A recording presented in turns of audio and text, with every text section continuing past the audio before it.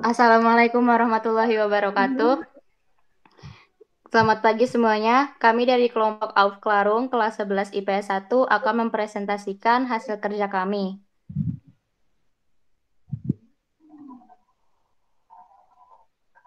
Yang pertama, saya akan memperkenalkan anggota kelompok kami. Yang pertama ada saya sendiri, Ana Holifatur, absen 5.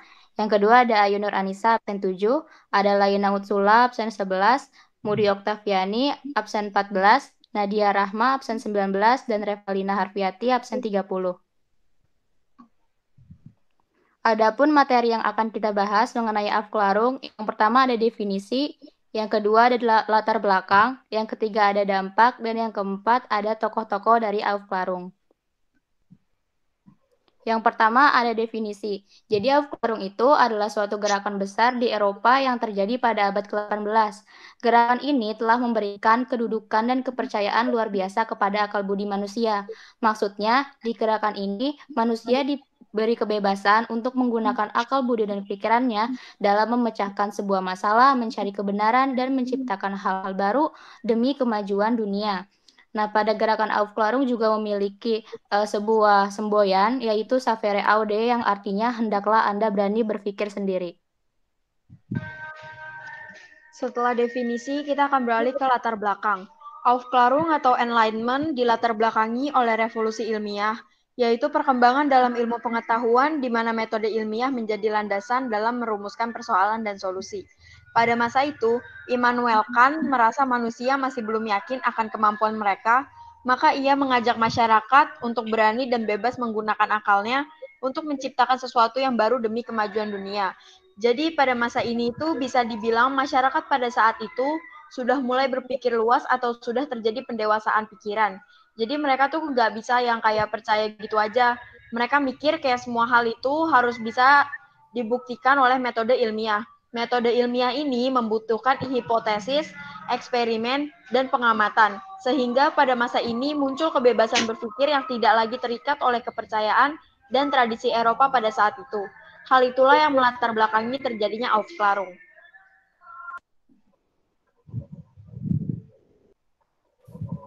Dampak dari Aufklärung adalah terjadi revolusi di Prancis yang bersejarah karena pemerintah yang tidak bisa menyikapi perkembangan zaman dan ide dari Aufklärung sendiri, di mana paham-paham baru tumbuh subur semakin dengan bebasnya masyarakat untuk berpikir seperti rasionalisme, empirisme, kantialisme, idealisme, positisme, dan masih banyak yang lainnya.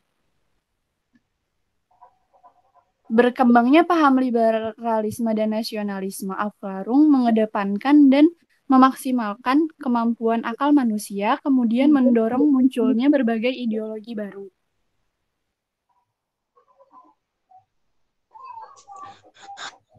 Kemudian dari Aufklärung ini mulai bermunculan penemuan-penemuan baru dalam bidang ilmu pengetahuan dan teknologi.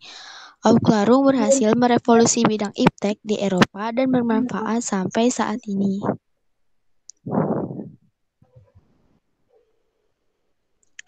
Kemudian dampak negatifnya, luruhnya pengaruh agama di Eropa sering melemahnya pengaruh gereja Katolik Roma.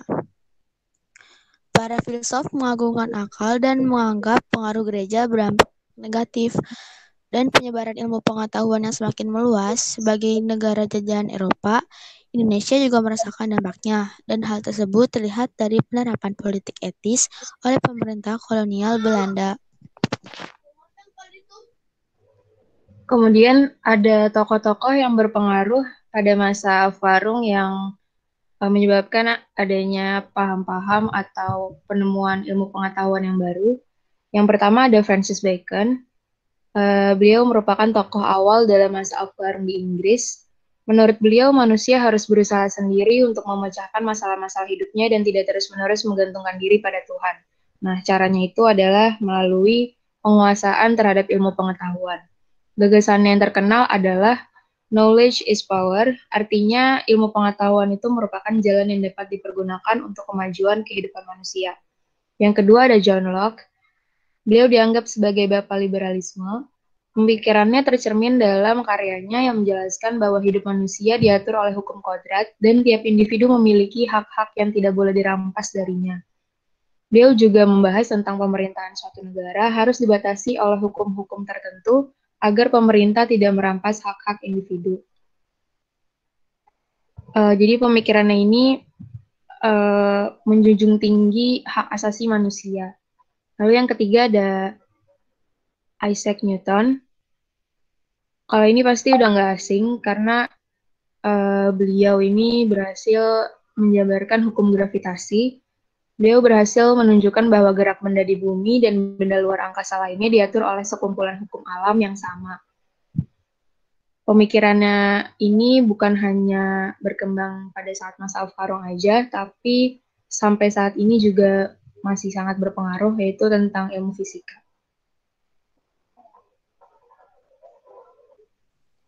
Terus yang ketiga ada Jean-Jacques Rousseau. Dia ini filsuf Prancis yang juga muncul pada masa Afklarung. Pemikiran terbesarnya itu menyatakan bahwa negara yang baik adalah negara yang mencerminkan kedaulatan rakyat. Jadi jika negara memiliki kedaulatan rakyat, individu dapat mempertahankan kebebasannya. Nah, atas pemikirannya tersebut, dia dipandang sebagai pendukung demokrasi yang paling penting. Terus yang keempat, ada Voltaire. Dia ini penulis dan filsuf Prancis yang dikenal lewat tulisan filsafat yang tajam, dukungan terhadap hak-hak manusia, kebebasan sipil, kebebasan beragama, hingga hak mendapatkan pengadilan yang layak. Voltaire adalah pendukung utama terhadap reformasi sosial. Reformasi sosial ini diperlukan oleh Prancis untuk memperbaiki kehidupan rakyat dan menghilangkan tindakan sewenang-wenang yang dilakukan kalangan gereja atau bangsawan terhadap rakyat biasa. Yang terakhir ada Immanuel Kant. Dia filsuf asal Jerman yang mengajak orang-orang untuk semakin berani dan bebas menggunakan akalnya. Menurut dia, manusia masih belum yakin akan kemampuan akalnya untuk menciptakan kemajuan dan kebahagiaan di dunia. Jadi, jika manusia belum mampu melakukan hal tersebut, itu berarti tanda bahwa manusia tersebut belum dewasa.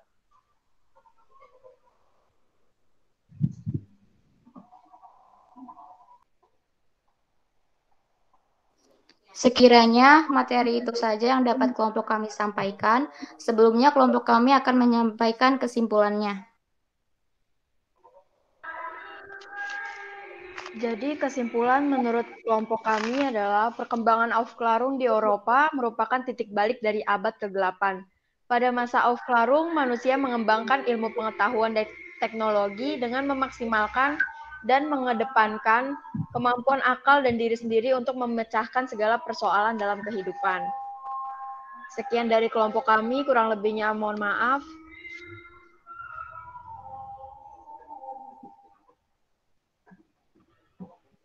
Apabila ada yang ingin ditanyakan, boleh disampaikan. Terima kasih. Wassalamualaikum warahmatullahi wabarakatuh.